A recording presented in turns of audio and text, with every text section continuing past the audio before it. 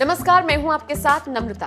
आप बाजार में फुटवियर खरीदने जाते हैं तो दुकानदार का सबसे पहला सवाल होता है, पैर का साइज क्या है। फिर उसी हिसाब से आप और हम फुटवियर खरीद लेते हैं।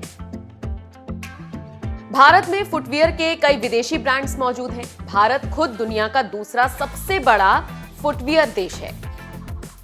पहले नंबर पर चीन है। हालांकि आपको जानकर ताज्जुब होगा कि दुनिया भर में अपने फुटवियर की धाक जमाने वाले भारत में साइज प्रणाली को लेकर कोई पैमाना नहीं है। जी हां, फुटवियर खरीदते समय हम जो साइज दुकानदार को बताते हैं, ये प्रणाली विदेशों की है। कई सालों से ये प्रथा इसी तरीके से चली आ रही है। इन सब के बीच पहली बार अब भारत भी इसी दिशा में काम करने जा रहा है। इसकी जरूरत क्यों पड़ रही है, ये भी हम आपको समझाते हैं।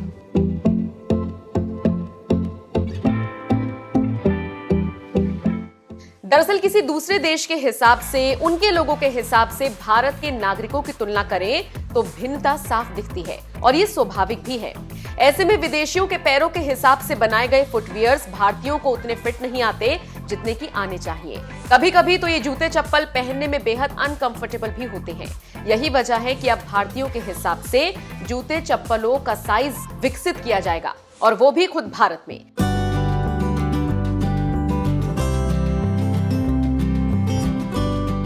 आपकी जानकारी के लिए यह भी बताते चलें कि भारतीय मानक ब्यूरो ने IS 1638 से 1969 के तहत अपना फुटवियर साइज मानक 1969 में अधिसूचित किया था। जाहिर है इतने सालों में हर चीज में बदलाव आया है तो फिर इंसानों में भी आया ही होगा। इसीलिए इस स्थिति को मौजूदा दौर में आदर्श नहीं कहा जा सकता। पिछले लगभग 5 दशकों के दौरान भारतीय बच्चों, युवाओं और वयस्कों के पैरों के आकार, प्रकार और उनकी फुटवियर आवश्यकताओं में खासा चेंज आया है। इसीलिए इस मानक में भी सुधार की आवश्यकता है। वैसे आपको बता दें, फुटवियर में भारत की खुद की साइज प्रणाली को लेकर कोई पहली बार चर्चा नहीं हो रही है, बल्कि इसको लेकर पहले भी मांग उठती रही है।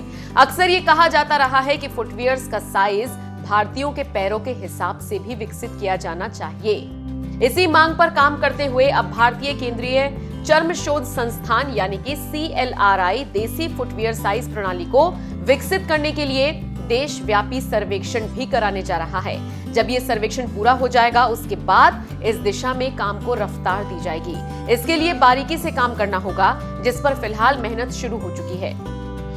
बता दें, इस सर्वेक्षण में भारतीय पैरों की प्रकृति से संबंधित आंकड़े जुटाने हैं। अब ये सर्वेक्षण किस तरह से होगा, ये भी हम आपको समझाते हैं। दरअसल सर्वेक्षण के लिए सबसे पहले सैंपल साइज का निर्धारण किया जाएगा।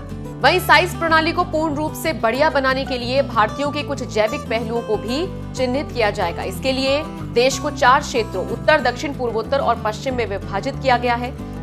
अलग अलग उम्र के लोगों को जिस तरह से डिवाइड किया गया है वो भी समझ लीजिए।